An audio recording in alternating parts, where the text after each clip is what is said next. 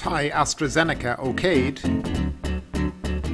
Foreign rider escapes fine for not wearing a mask. And Thailand ploughs ahead with plans for reopening tourist areas. I'm Kieran Mack and welcome to the Thai Expat Daily Show. Siam Bioscience produced AstraZeneca vaccine passes quality testing. Now, this is a story out of the Bangkok Post today on the 9th of May 2021. Samples from the test batches of the COVID-19 vaccine made by Siam Bioscience have passed quality testing at AstraZeneca's designated laboratories in Europe and the United States, the company announced on Sunday. According to the release, numerous safety measures and quality control measures are carried out at each step of manufacturing and distribution. This includes completing all steps in the quality assurance process, with each batch of vaccine undergoing more than 60 different quality control tests during its journey from manufacture to vaccination. To ensure consistent quality across supply chains, the release said, AstraZeneca has built an extensive global analytical network. So the article basically is going on about how the locally produced AstraZeneca looks like it's on track for delivery next month. I think they're planning next month 6 million doses to be supplied to the Thai government, with then 10 million doses for the next, I think, 6 months after that. So that is some very good news if it's true and if everything goes according to plan. But, you know, I think we all know in this world, especially when it comes to vaccines, nothing ever goes as planned. And then also you have to add in the Thai factor. So we will see what happens with this story and we'll keep an eye on it during the week. Now, another story today. Foreign rider escapes a fine for not wearing his mask, but he gets warning instead. So Phuket immigration officers have warned foreigners that all people in Phuket should wear face masks in public areas, including both Thai and foreign residents alike. The warning comes after a foreigner was charged for riding his motorcycle without a helmet and also receiving a warning from police for not wearing a mask. The warning was posted on the PR Phuket's official Facebook page. It was explained that the Phuket immigration was alarmed by the pictures posted on Hodjang Jangwat Phuket page in Facebook.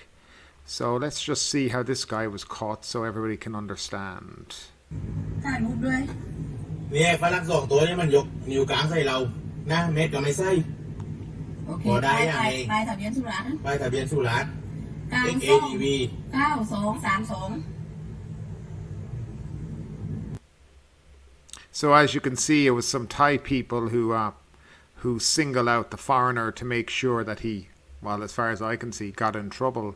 So yeah, guys, please wear a mask if you're out there, you know, and please stay safe. You know, I know we can sometimes forget to do it and things can happen, but you know, we've got these kind of people walking around taking videos, etc. And I don't think it's a very nice way for people to behave, to be frank and honest.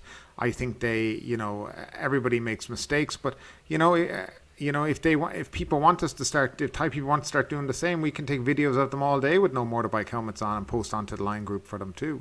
So look, it goes both ways, but just remember that we're in another country and maybe just for the time being, let's wear our masks and keep the heads down a bit. So the last story of the day is about Thailand ploughs ahead with plans for reopening tourist areas. The Thai government says they're pressing ahead with plans to waive the current mandatory quarantine for vaccinated visitors to Bangkok and 5 other major tourist destinations from October this year as an effort to reboot the country's battered tourism industry. The new measures will provide easier access to the main tourist locations like Pattaya, Phang, Koh Samui, Krabi, Bangkok from October 1. Phuket tourism and government officials also maintain that they're preparing to open up for vaccinated travellers in 7 weeks in a pilot sandbox scheme.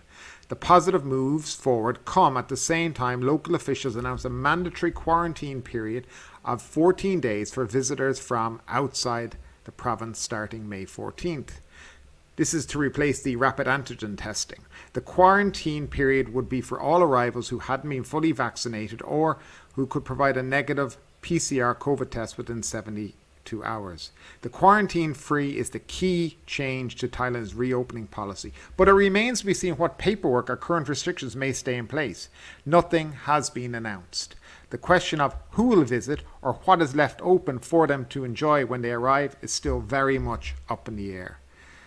So let's unpack this little gem of a story. So the plan still is for October 1 for major destinations in Thailand to reopen with quarantine free. But considering Thailand have just put back up the quarantine for vaccinated people, it was 7 days and they put it right back up to 14 days again.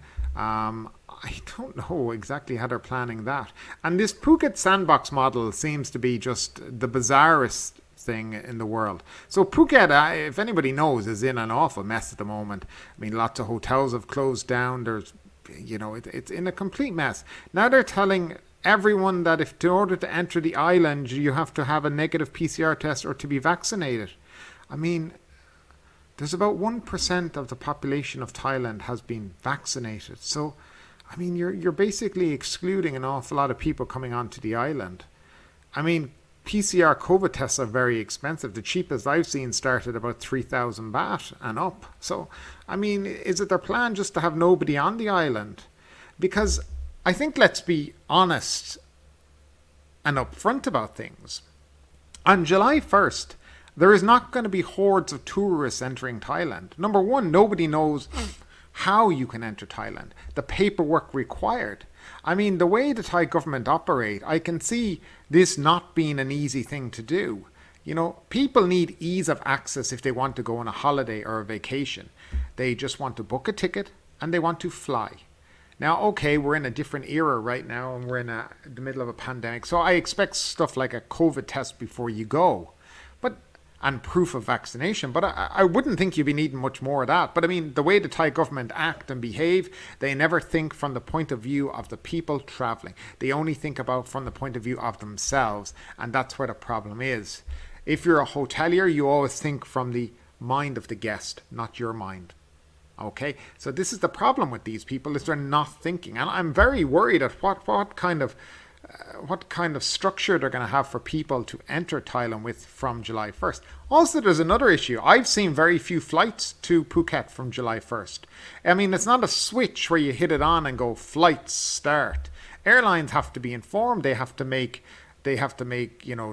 schedules to flight. They have to get people to man these schedules. They have to take the planes out. I mean, a lot of planes have now been put in storage for a year. So these things all have to be done. But this government and these people seem to think that it's just going to be a switch turned on and it's all going to start again. It's not. And it's not going to be that easy. So the first thing they should do is say, yes, we're definitely opening, number one. Number two, these are the entry requirements. So people, if they're thinking of coming, can start to make plans. But the way this has gone, who knows what will go. But let's see. When like Joe Rogan sort of says like, oh, I think if you're 21 years old, you shouldn't have to have a vaccine. What's the point? You get better from coronavirus. Everyone's like, hey, you're not a doctor.